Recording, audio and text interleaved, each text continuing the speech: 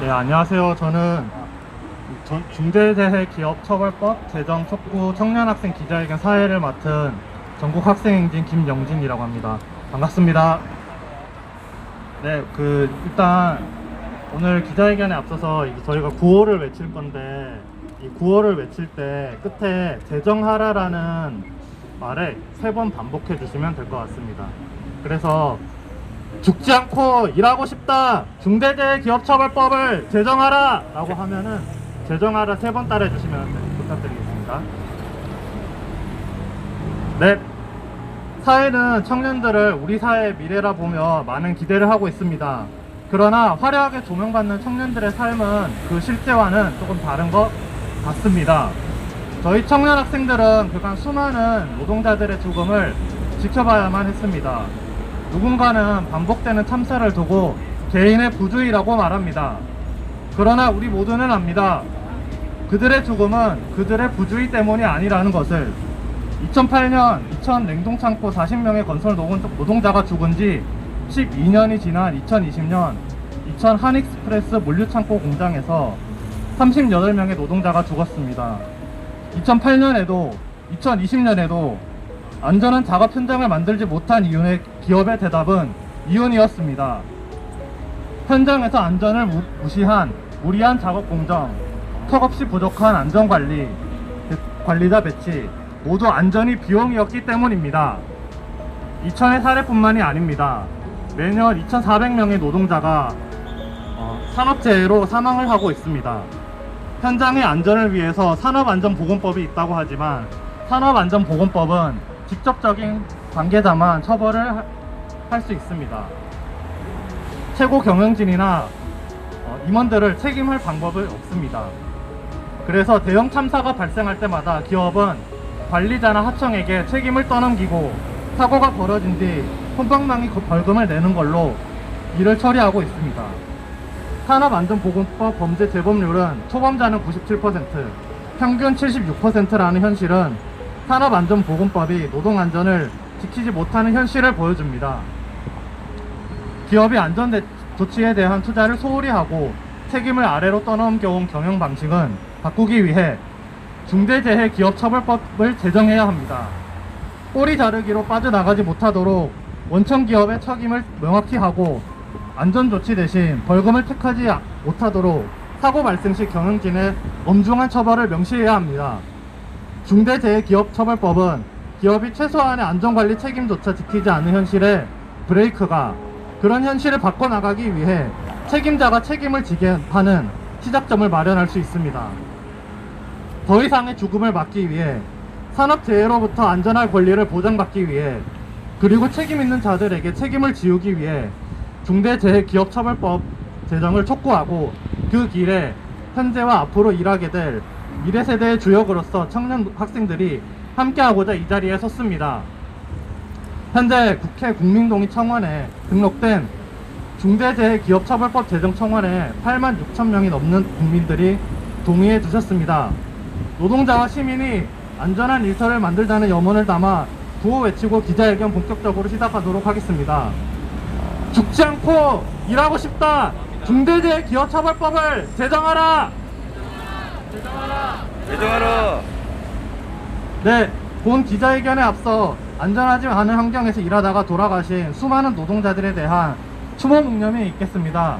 일동 묵념.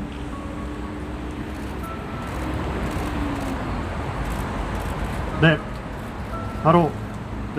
먼저 모두 발언으로 4.16 가족협의회 대외협력부서장 시연 어머님을 모시고 발언 들어보도록 하겠습니다. 큰 박수로 모시도록 하겠습니다. 박수 부탁드립니다.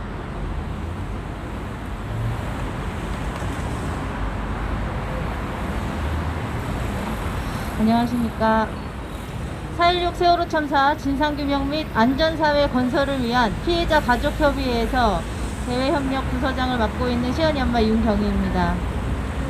6년 전 제 딸 시연이는 18살이었습니다. 그때 살아서 집으로 돌아왔더라면 지금 24살입니다. 저는 지금 시연이와 같은 또래의 청년들과 함께 서 있습니다. 시연이를 잃은 제게 이 청년들은 모두 제 딸이고 아들입니다. 이 청년들은 4.16 세대입니다. 4.16 세대는 세월호에서 살아남은 세대입니다. 그러나 세월호에서 죽임을 당한 친구들을 자기 자신과 같이 여기며 청소년기를 마치고 이제 막 사회생활에 첫 발을 내딛었습니다. 그런데 세월호와 같은 시대를 용케도 잘 헤쳐나와서 앳된 성인이 된 이 아들, 딸들을 가장 먼저 맞이한 것은 일하다 다치고 죽는 것이었습니다. 2016년 구의역에서 홀로 스크린도어를 고치다 죽은 김군은 20살이었습니다. 시연이와 동갑입니다. 2017년 현장 실습이라는 명목으로 홀로 기계를 수리하다 죽은 제주도 민호는 겨우 19살 고등학생이었습니다. 2018년 태안 서부 화력발전소 어둠 속에서 홀로 일하다 죽은 용균이는 24살이었습니다. 2019년 수원 건설 현장에서 추락사한 태균은 25살이었습니다.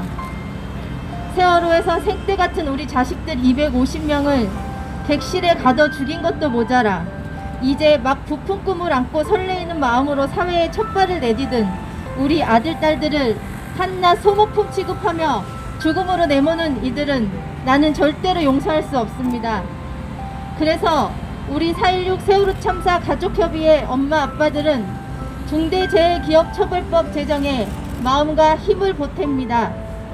다시는 우리 아들, 딸들을 잃지 않겠다는 엄마 아빠의 마음으로 이번 국회에서 반드시 중대재해기업처벌법이 만들어지도록 끝까지 함께 할 것입니다.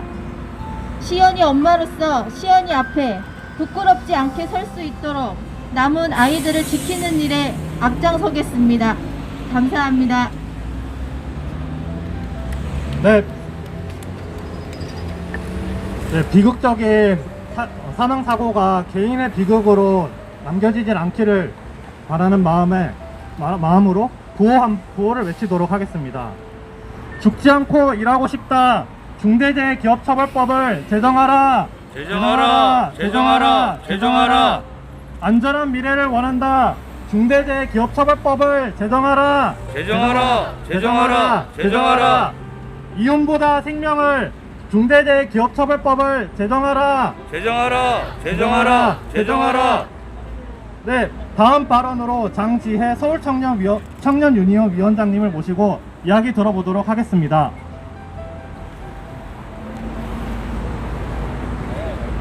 네, 안녕하세요. 서울청년유니온 위원장 장지혜입니다. 몇 년 전 그 샘물 쓰지 마라 시를 처음 보고 펑펑 울었던 기억이 납니다. 당진 용광로 사건을 애도하며 누군가 인터넷에 다시금 올린 글을 제가 본 것이었습니다. 제가 산업재해라는 단어조차 알지 못했던 어린 날에 산업재해로 떠난 청년을 애도하며 쓰인 글은 제가 청년이 되었을 때도 여전히 유효했습니다. 그리고 그 시를 처음 마주하고 몇 년이 지난 오늘도 그 샘물은 컨베이어 벨트로 화쇄의 기계로 이름을 바꾸어 우리 앞에 나타나고 있습니다. 광주 하남공단 조선우드의 김재수님, 경기도 신축 현장의 김태규님, 태안 화력발전소 김용규님, 구의역 스프링도어 김군, 이들의 이름을 떠올리며 아픈 만큼 비통한 것은 우리가 알지 못하는 죽음은 훨씬 더 많다는 것입니다. 우리가 애도할 청년은 매주, 매월, 매년 늘어나고 있습니다. 기업이 알아서 현장에서 잘 일하는 속편한 소리는 이제 멈추어 주십시오. 한가한 소리가 계속되는 동안 일터에서 청년이 쓰러지고 있습니다. 자정작용이 불가능한 현실이라면 강제력을 수반해서라도 지켜야 할 것이 있으며 청년의 삶이 그러합니다. 중대재해기업처벌법이 산업재해를 줄이고 노동자의 삶을 지켜낼 수 있다면 제정하지 않을 이유가 없습니다. 중대재해기업처벌법은 시작점입니다. 일터에서 발생하는 괴롭힘이 현장 실습생 김동중 군을 떠나보내게 했고 방송업계에 만연한 노동 착취와 폭력적인 문화는 신입사원 이한비 PD를 잃게 했습니다. 중대재해뿐만 아니라 일터의 구조가 일하는 사람을 갉아먹고 견딜 수 없게 만든다면 그것을 어떻게 해결할지까지 나아가야 합니다. 중대재해기업처벌법 제정을 두고 왈가왈부하면서 시간을 지체할 수 없는 이유이기도 합니다. 청년의 죽음이 아니라 청년의 삶에 연대하고 싶습니다. 죽음 죽음을 두고 애도하는 것이 아니라 삶을 두고 더 나은 생을 함께 이야기하고 싶습니다. 그 전제로서 중대재해기업처벌법 제정을 다시 한번 촉구합니다. 이상입니다. 네, 감사합니다. 청년들의 죽음에 애도하는 것이 아닌 더 나은 삶에 대한 논의할 수 있는 자리가 이번 중대재해기업처벌법 제정으로 시작될 수 있도록 하였으면 좋겠습니다. 구호 한번 외치고 가겠습니다. 죽지 않고 일하고 싶다. 중대재해기업처벌법을 제정하라. 제정하라. 제정하라. 제정하라. 이윤보다 생명을 중대재해기업처벌법을 제정하라. 제정하라. 제정하라. 제정하라.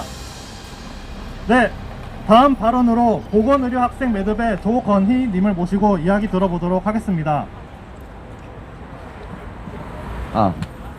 네, 안녕하세요. 저는 보건의료학생 매듭이라는 학생단체에서 활동하고 있고 또 근처의 의과대학에 재학 중인 조건희라고 합니다. 저희는 여러 현장에서 노동자들을 만나고 또 배우며 건강권이라는 것을 고민해왔습니다. 건강권은 단순히 치료를 통해서 다루어져야 될 대상이 아니라 아프지 않은 조건을 복합적으로서 보장함으로써 구체화할 수 있는 권리입니다.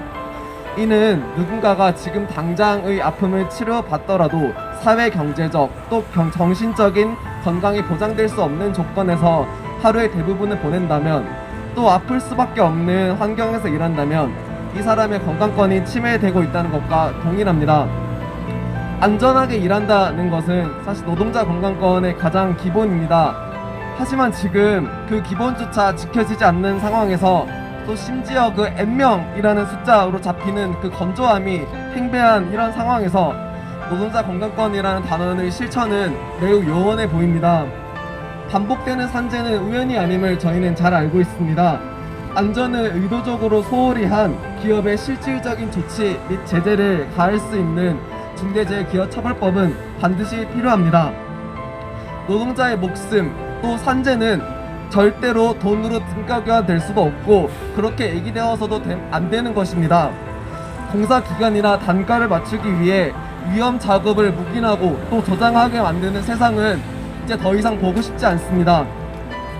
일하다 다치거나 죽지 않는 사회, 그 최소한의 필요 조건인 중대재해기업처벌법 제정을 위해 저희 보건의료학생 매듭도 그리고 저도 학교에 돌아가서든 아니면 다른 곳에서든 함께 할 수 있는 것들을 고민하며 함께 연대하도록 하겠습니다. 발언 들어주셔서 감사합니다.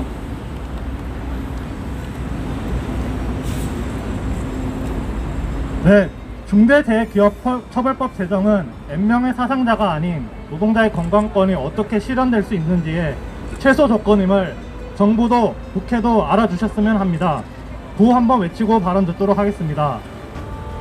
안전하게 일하고 싶다. 중대재해기업처벌법을 제정하라. 제정하라. 제정하라. 제정하라. 안전한 미래를 원한다. 중대재해기업처벌법을 제정하라. 제정하라. 제정하라. 제정하라.